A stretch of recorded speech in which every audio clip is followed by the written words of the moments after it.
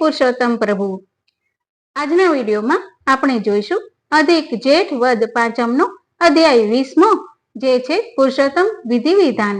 તેની સાથે પાવન પુરુષોત્તમ માસની કથા, દેડકા દેવની કથા સાંભળશું, સુંદર સંકીર્તન સાંભળશું અને સાથે શ્રી પુરુષોત્તમ સહસ્ત્ર નામનો આજનો પાઠ સાંભળશું। તો વિડીયોને અંત સુધી જોતા રહેજો, લાઈક કરજો, સબસ્ક્રાઇબ કરજો અને કોમેન્ટમાં જય પુરુષોત્તમ લખજો। ઓમ નમઃ શિવાય। હર હર મહાદેવ। ભક્તિ કથા ચેનલમાં આપ સૌનું સ્વાગત છે। ભગવાનના સુંદર ચિત્રો સહિત પવિત્ર કથાઓ સાંભળવા માટે જરૂર સબસ્ક્રાઇબ કરો ભક્તિ કથા ચેનલ। જો આપ આ ચેનલ ઉપર નવા હો તો ચેનલને સબસ્ક્રાઇબ કરવાનું ભૂલશો નહીં। અધ્યાય 20મો, પુરુષોત્તમ વિધિ વિધાન। સૂત પુરાણીજી બોલ્યા, હે મુનિ શ્રેષ્ઠો, દ્રઢ ધનવાએ વાલ્મીકી ઋષિ પાસેથી પોતાના પૂર્વ જન્મનો વૃત્તાંત સાંભળી પ્રશ્ન કર્યો, હે ઋષિવર, મેં પૂર્વ જન્મમાં તો આ વ્રત કર્યું હતું, પણ આ જન્મમાં અત્યારે મને તે યાદ નથી, માટે મને પુરુષોત્તમ માસના વિધિ વિધાન કહો। વાલ્મીકી ઋષિએ દ્રઢ ધનવાને જે કહેલ તે હું તમને કહું છું। પુરુષોત્તમ માસમાં સવારમાં વહેલા ઉઠી શૌચ સ્નાનથી પરવારી ઈશ્વરનું આરાધન કરવું, રવિવારે દાંતણનો નિષેધ હોવાથી માત્ર પવિત્ર જળથી 12 કોગળા કરવા, સમુદ્ર તીરે કે તીર્થમાં સ્નાન થાય તો તે ઉત્તમ છે। તેમ ન બની શકે તો નજીકમાં કોઈ નદી, તેમ ન બની શકે તો નજીકમાં કોઈ તળાવ કે કૂવામાં સ્નાન કરવું, આ સ્નાન મધ્યમ ગણાય છે। જ્યારે ઘરે સ્નાન કરવું તે સામાન્ય કોટીનું મનાયેલ છે। વ્રત કરનારે પવિત્ર વસ્ત્ર પહેરવા જોઈએ, શિખા બંધન કરી દર્ભની પવિત્રી પહેરીને આચમન કરવું, પછી ખભે ઉપ વસ્ત્ર નાખી પૂર્વ અથવા ઉત્તરાભિમુખ બેસી હાથ જોડી પ્રાર્થના કરી આચમન કર્યા પછી ગોપી ચંદનનું ઊભું તિલક કરવું, કપાળમાં ગોપી ચંદનનું કે ચરણામૃતનું ઉર્ધ્વ પુંડ કરવું, તેની વચમાં ટપકું કરવું। આ ઉર્ધ્વ પુંડમાં લક્ષ્મી વિષ્ણુ રહે છે, જ્યારે ત્રિપુંડમાં શિવ પાર્વતી રહે છે। તે પછી પ્રાણાયામ કરી સંધ્યા કરવી, સૂર્ય ઉગ્યા પછી ગાયત્રીજીનો પાઠ કરવો। આટલી વિધિ કર્યા પછી પુરુષોત્તમ ભગવાનની પૂજાની શરૂઆત કરવી। બેસવાની જગ્યાને ગાયના છાણથી લીપવી, તેના ઉપર સોના, રૂપા, તાંબા કે માટીનો ઘડો મૂકવો। આ ઘડામાં ગંગા, ગોદાવરી, કાવેરી, સરસ્વતી વગેરેનું આહવાન કરી પુષ્પ, ચંદન, અક્ષત, અર્ધ્ય, ધૂપ, દીપ, નૈવેદ્ય આદિથી કળશનું પૂજન કરીને તેના ઉપર તાંબાનું દરભાણું ઢાંકી દઈ તેના ઉપર પીળું વસ્ત્ર ગોઠવવું, તેના ઉપર શ્રી હરિની ધાતુની મૂર્તિ ગોઠવવી, પછી ભક્તિભાવથી તેમની પૂજા કરવી। મનુષ્યના આયુષ્યનો કોઈ ભરોસો નથી, લક્ષ્મી ચંચળ છે, જુવાનીને ઓસરતા વાર નથી લાગતી, માયા બાધક છે, આ બધાને ચલાયમાન અને ક્ષણભંગુર સમજી ધર્મ પાલન કરી પ્રભુનું ધ્યાન ધરવું જોઈએ। આ માસમાં થોડા ધનનું દાન કરવાથી પણ ઘણું પુણ્ય મળે છે। આ માસમાં સ્નાન, ધ્યાન, દાન, જપ, પૂજન આદિ કરવા। બધી નદીઓમાં ગંગા ઉત્તમ છે, વૃક્ષોમાં કલ્પવૃક્ષ, રત્નોમાં ચિંતામણી, ગાયોમાં કામધેનુ, પુરુષોમાં રાજા, શાસ્ત્રોમાં વેદ તેમજ વ્રતો કે પુણ્યોમાં પુરુષોત્તમ માસ જેવો કોઈ ઉત્તમ નથી।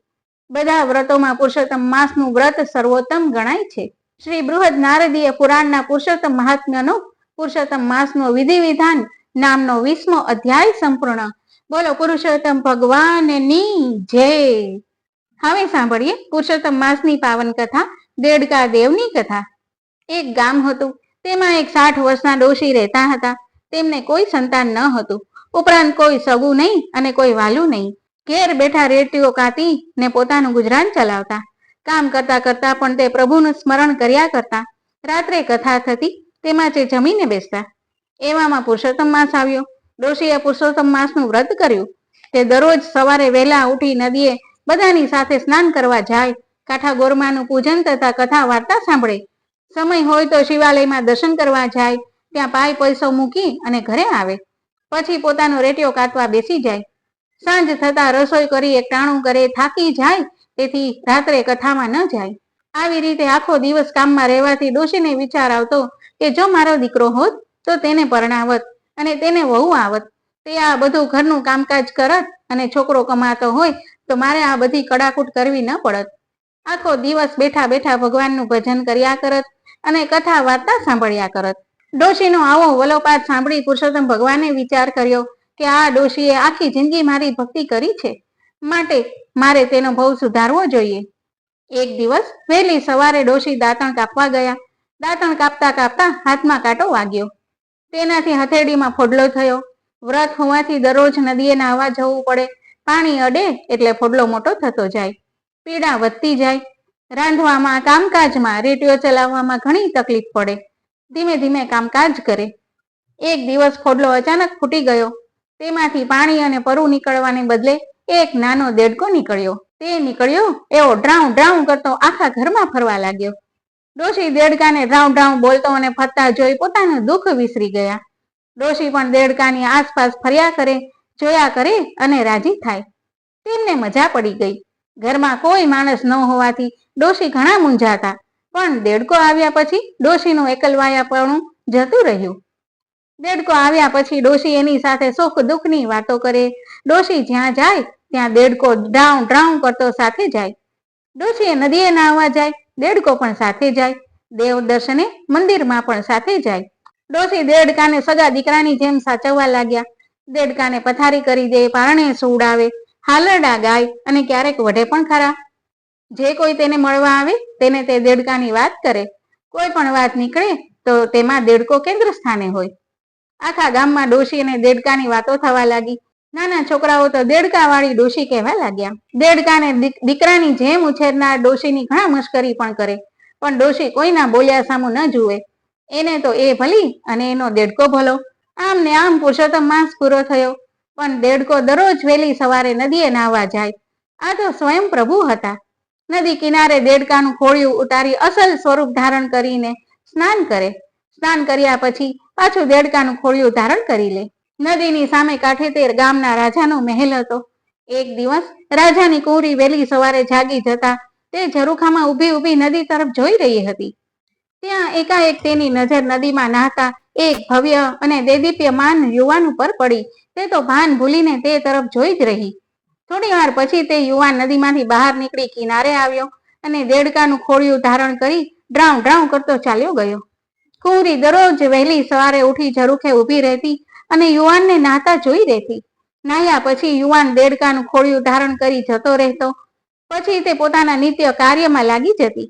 કુંવરી આખો દિવસ યુવાન અને દેડકાના જ વિચાર કર્યા કરતી. કુંવરી સમજી ગઈ કે નક્કી કોઈ દેવ પુરુષ દેડકાના સ્વરૂપમાં સ્નાન કરવા આવે છે. દેડકામાંથી દેવાંશી યુવાનને નાહતા જોઈ તેને મોહ જાગ્યો. કુંવરીએ મન સાથે નક્કી કર્યું કે પરણવું તો આ દેવાંશી દેડકાને જ. તે સિવાયના મારે ભાઈ અને બાપ છે. તેણે તપાસ કરાવી તો તે એક ડોશીનો દેડકો હતો. આ બાજુ કુંવરી ઉંમર લાયક થઈ હોવાથી રાજા રાણી તેને પરણાવવાની તજવીજ કરતા હતા. કુંવરીએ આ વાત જાણી ત્યારે તેણે પોતાના માતા પિતાને જણાવી દીધું કે પરણીશ તો ડોશીના દેડકાને જ. કુંવરી તો હઠ લઈને બેઠી. રાજા રાણીની મૂંઝવણનો કોઈ પાર નથી. કુંવરીને દેડકા સાથે કઈ રીતે પરણાવવી તે એક સમસ્યા હતી. કુંવરીને ખૂબ સમજાવી, સામ દામ દંડ ભેદ બધું અજમાવ્યું, પણ કુંવરી એકની બે ન થઈ. એની તો એક જ વાત હતી કે પરણું તો દેડકાને, નહીતર જિંદગી ભર કુંવારી રહીશ. છેવટે રાજા રાણીએ ડોશીને મહેલે બોલાવીને વાત કરી. ડોશી તો ગભરાઈ ગઈ. તેને લાગ્યું કે રાજા રાણી મારી મશ્કરી કરે છે. તેણે હાથ જોડીને કહ્યું, રાજન, મારે દીકરો હોત તો અવશ્ય હા પાડત, કેમ કે દીકરો કમાત એટલે ઘરનું ગુજરાન ચાલત. પણ મારો દેડકો કુંવરીને પરણે તો કુંવરીનો નિભાવ મારે જ કરવો પડે. હું તો રેટિયો કાંતીને માંડ પેટ ભરું છું, તેમાં સુખ સાહેબીમાં ઉછરેલ તમારી કુંવરીને હું શું ખવડાવું? ઉપરાંત દેડકા સાથે તે કુંવરીના લગ્ન થતા હશે. રાજા કહે, તમે તેની ચિંતા કરશો નહીં. તમારે હવે રેટિયો કાંતવો નહીં પડે. કુંવરીની જીદ માન્યા વગર છૂટકો નથી. ડોશીએ હા પાડી અને ઘરે આવી.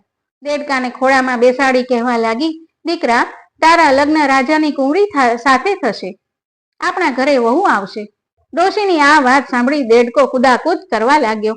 ડોશી એમ સમજી કે લગ્નની વાત સાંભળી દેડકો હરખ ઘેલો થઈ ગયો છે. ધીમે ધીમે આ વાત આખા ગામમાં ફેલાઈ ગઈ. બધાય અચંબામાં પડી ગયા. આ તે કેવી જાતના લગ્ન? કોઈ કહે કે દેડકાના સ્વરૂપમાં કોઈ દેવ હશે. કોઈ કહે કે જાદુગરનો દેડકો હશે. કોઈ કહે કે શાપિત દેવતા હશે. રાજાની કુંવરી હઠ લઈને પરણે છે એટલે જરૂર તેમાં કંઈ ઊંડો ભેદ હશે.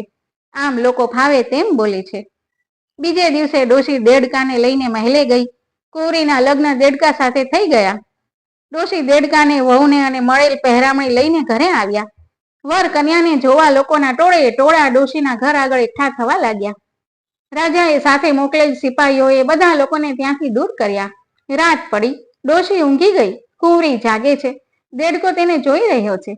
મધરાત થતા કુંવરીએ બે હાથ જોડી દેડકાને કહ્યું, હે નાથ, હું તમારા અસલી સ્વરૂપને જાણું છું. તમે કોઈ દેવ છો. મેં તમને નદીમાં સ્નાન કરતા જોયા છે. માટે હું તમને વિનંતી કરું છું કે તમે તમારા અસલી સ્વરૂપમાં આવો. દેડકા સ્વરૂપે સ્વયં પુરુષોત્તમ ભગવાન હતા. તેઓ બોલ્યા, હે કુંવરી, મારા અસલી સ્વરૂપને જાણવું હોય તો તારા પિતાને મહાયજ્ઞ કરવાનું કહે. તે 1001 ગાયોનું દાન કરે, બ્રહ્મ ભોજન કરાવે, અન્નદાન, વસ્ત્રદાન દે. પછી હું મૂળ સ્વરૂપમાં આવીશ. કુંવરી તો સવાર પડતા જ મહેલે દોડી ગઈ. માતા પિતાને બધી વાત કરી એટલે તેમને આનંદ થયો. બીજા દિવસે રાજાએ મહાયજ્ઞ કર્યો અને કુંવરીની સૂચના મુજબ 1001 ગાયોનું દાન કર્યું, બ્રહ્મ ભોજન કરાવ્યું ને અઢળક અન્નદાન, વસ્ત્રદાન કર્યું. યજ્ઞની પૂર્ણાહુતિ પછી કુંવરીએ પ્રાર્થના કરતા દેડકામાંથી સ્વયં પુરુષોત્તમ ભગવાન પ્રગટ થયા. આકાશમાંથી દુંદુભીના નાદ સાથે પુષ્પ વૃષ્ટિ થઈ. એવામાં વિમાન આવ્યું. તેમાં ડોશી અને કુંવરીને બેસાડી પુરુષોત્તમ ભગવાન તેઓને વૈકુંઠ લઈ ગયા. ડોશી કેરો દેડકો નદીએ નાહવા જાય, મંદિર જઈ દર્શન કરે એ પ્રભુ તણી કળાય. બોલો પુરુષોત્તમ ભગવાનની જય. હવે સાંભળીએ સુંદર સંકીર્તન. जय पुरुषोत्तम प्रभु दयाळु दीन दयाळ, अधिक मासे आवो नाथ करो भक्तोनु भाळ. गंगा जल थी स्नान करूं, तुलसी दळ चढ़ावूं, दीप प्रगटावी प्रेम थी हरि गुण गातो जाऊं हो. जय पुरुषोत्तम प्रभु दयाळु दीन दयाळ, अधिक मासे आवो नाथ करो भक्तोनु भाळ. શ્રી પુરુષોત્તમ સહસ્ત્ર નામનો આજનો પાઠ. ઓમ નંદાદિ ગોપ માત્રેષ્ટ વૈકુંઠ ગતિ દાયકાય નમઃ. ઓમ વેણુ વાદ સ્મર ક્ષોભ મત્ત ગોપી વિમુક્તિ દાય નમઃ. ઓમ સર્વ ભાવ પ્રાપ્ત ગોપી સુખ સંવર્ધન ક્ષમાય નમઃ. ઓમ ગોપી ગર્વ પ્રણાશાર્થ તિરોધાન સુખ પ્રદાય નમઃ. ઓમ કૃષ્ણ ભાવ વ્યાપ્ત વિશ્વ ગોપી ભાવિત વેશુ ધ્રુજે નમઃ. ઓમ રાધા વિશેષ સંભોગ પ્રાપ્ત દોષ નિવારકાય નમઃ. ઓમ પરમ પ્રીતિ સંગીત સર્વાદભૂત મહાગુણાય નમઃ. ઓમ માનાપનોદના ક્રંદ ગોપી દ્રષ્ટિ મહોત્સવાય નમઃ. ઓમ ગોપિકા વ્યાપ્ત સર્વાંગાય નમઃ. ઓમ સ્ત્રી સંભાષા વિશારદાય નમઃ. ઓમ રાસોત્સવ મહાસૌખ્ય ગોપી સંભોગ સાગરાય નમઃ. ઓમ જલ સ્થલ રતિ વ્યાપ્ત ગોપી દ્રષ્ટ્ય ભીપૂજિતાય નમઃ. ઓમ શાસ્ત્રાનપેક્ષ કામૈક મુક્તિ દ્વાર વિવર્ધનાય નમઃ. ઓમ સુદર્શન મહાસર્પ ગ્રસ્તનંદ વિમોચકાય નમઃ. ઓમ ગીત મોહિત ગોપી ધ્રુક શંખ સ્ટૂળ વિનાશકાય નમઃ. ઓમ ગુણ સંગીત સંતુષ્ટયે નમઃ. ઓમ ગોપી સંસાર વિસ્મૃતયે નમઃ. ઓમ અરિષ્ટ મથ નાય નમઃ. ઓમ દૈત્ય બુદ્ધિ વ્યામોહકારકાય નમઃ. ઓમ કેશી ધાતિને નમઃ. ઓમ નારદેષ્ટાય નમઃ. ઓમ વ્યોમાસુર વિનાશકાય નમઃ. ઓમ અક્રૂર ભક્તિ સંવ્રાધ્વ પાદરેણુ મહાનિધ્યે નમઃ. ઓમ રથાવરોહ શુદ્ધાત્મને નમઃ. ઓમ ગોપી માનસ હારકાય નમઃ. ઓમ હૃદ સંદર્શિતાશેષ વૈકુંઠા ક્રૂર સંસ્તુતાય નમઃ. ઓમ મથુરા ગમનોત્સાહાય નમઃ. ઓમ મથુરા ભાગ્ય ભાજનાય નમઃ. શ્રી પુરુષોત્તમ ભગવાનની જય.